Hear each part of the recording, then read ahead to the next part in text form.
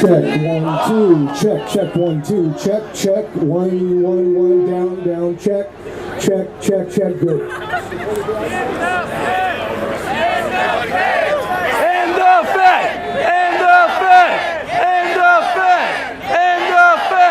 Can you imagine how great a nation we'd have if we didn't have your Federal Reserve System printing all this money? Save a constitutional rights. We're not coming down for fighting. Start a revolution. Break down, break down, break down.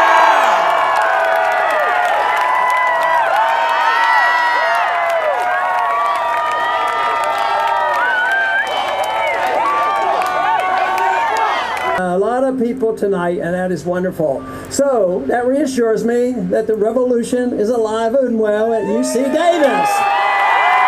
And believe me, we really need a revolution because we're not going in the right direction. This country has drifted off, so it's time that we change the direction of this country. We don't have to invent anything new. Why don't we just pick up where the founders sort of steered us?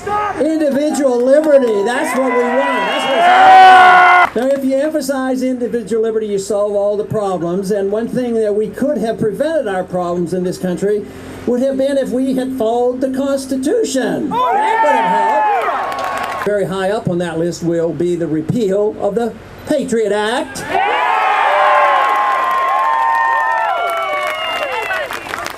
Of course, there is a lot a president can do, a constitutional president can do by issuing legal executive orders. The president is the commander-in-chief of the military forces. Yes. The president has the authority to bring the troops home without a congressional authority. Just bring them home. So now that we've declared war against the world with the global war on terrorism, they figure that from New Mexico or from Washington, D.C., they can have a drone war and kill anybody they want around the world. I think the drone war ought to cease. And of course, there are many who think the drone war ought to be applied to American citizens. There is a plan now to have over 30,000 drones flying over this country. Of course, they have to be very busy. You know, there's a lot of laws on the books, and 40,000 new ones put on in January, and they think the solution is, this compulsion is, we have to enforce all these laws. I have a better solution. Why don't we repeal those laws, plus more?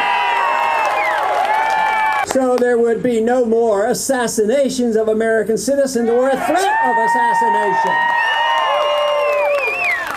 Of course, if we get rid of all the constitutional attacks on our civil liberties, there will be no military coming in and arresting individuals in the individual states and put in secret prisons. There'll be no more of that.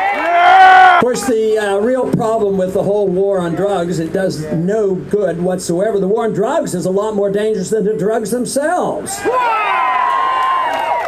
Our government acts outside the law. Instead of the law protecting your privacy, they invade and destroy your privacy, like the Patriot Act undermines the Fourth Amendment. But do we have openness of government? No, we have secrecy of government. We pass laws that are supposed to protect whistleblowers, but if they do any whistleblowing and reveal some information that they want to be held secret, they get into trouble and they get thrown in jail and they lose their jobs. It should be the other way around. We want privacy for the people and openness of our government.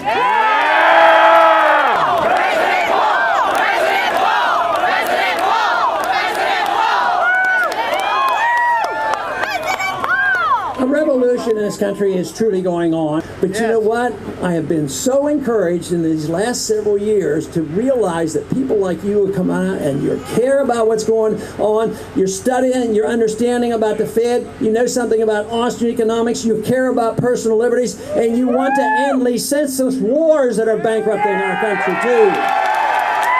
You know, after 9/11, of course, they passed the Patriot Act, and that was supposed to, I don't know how that was supposed to solve the problems by punishing the American people. By undermining your Fourth Amendment rights, how is that going to punish the people who did those deeds to us?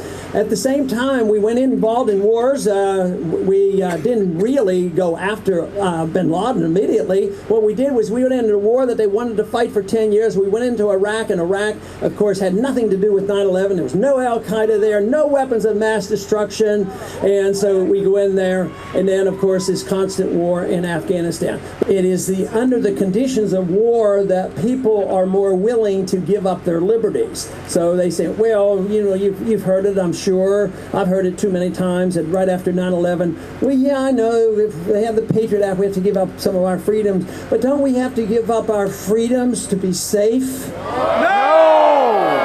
That is absolutely right. There is never a time when a free people should ever compromise and say that you have to sacrifice liberty for safety, because it's not true, and we never should concede that principle.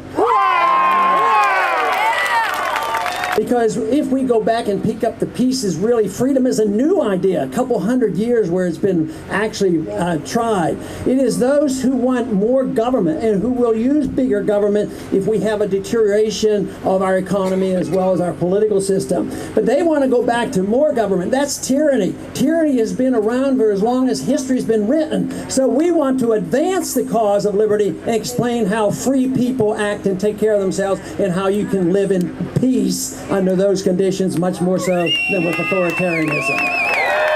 And for the growth of big government, as well as an instrument for the undermining of liberty. The more government grows, the less liberties we have. So I see the people like you who are rallying and saying, enough is enough. It's time we put our foot down and said no more of this big government ruling our lives and policing the world and fighting wars that are undeclared, and the printing press is running. It's time to change all that. And it is an idea whose time has come. There is no doubt about it. And an idea of that nature cannot be stopped by politicians, governments, guns, or anything else. These ideas are very powerful. In the old days, they had to be spread by word of mouth. And if we can contain the government's attempt to overtake the internet, believe me, the internet will spread these messages. I'll tell you.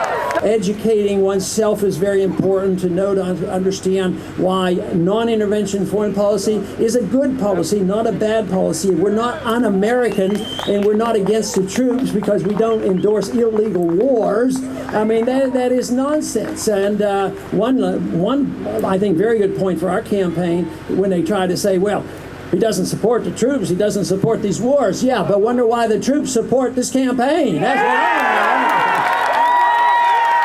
True revolutions, if you look at it outside our country, and when you look at them on TV in other countries where they're trying to overthrow tyranny, so often it's on the campuses. The young people have gotten up and have been willing to stand on principle. So this is a truly alive and well. But you can achieve this and bring out the creative energy of each and every one of us in a free society. In a slave society and a totalitarian society, there are not many new inventions coming out, and it's just a survival mode. But in this country, we certainly had that spirit at one time. It's been lacking, but now that we face this bankruptcy, it should be seen as much as an opportunity as anything, because this will not be sustained. We cannot continue to pretend that prosperity comes out of a printing press. So I thank you very much for being out here tonight. I want to close by just saying that this, to me, is so important for all of us, and there's every reason to believe that we are, on the verge of something occurring very, very big in a very positive way, even though it is still a very, very dangerous event that is transpiring economically and politically. But there's every reason to believe that if we continue to do this, that we will do well, and that there's a spirit alive in this country, and there's reason to be very hopeful, but it will not happen automatically. If we do nothing, nothing, believe me, the other side will run roughshod over us. Matter of fact, there's tremendous resistance toward these ideas as well. There's a lot of special interests out there. Those who benefit from the Federal Reserve and those who benefit in the military-industrial complex, those who benefit from our foreign adventurism, they will not go away easily. They are addicted to power. And the one thing that we want to do is dissipate power. We want to empower the individual and the people that want to take care of themselves and have those rewards and not depend on the power of government. Power to the people! We do not know what those results will be on the short run, but let me tell you, I believe on the long run, we are going to win this fight, and the liberty will be alive and well. And the goal, of course, will be to restore peace and prosperity to this land. Thank you very much.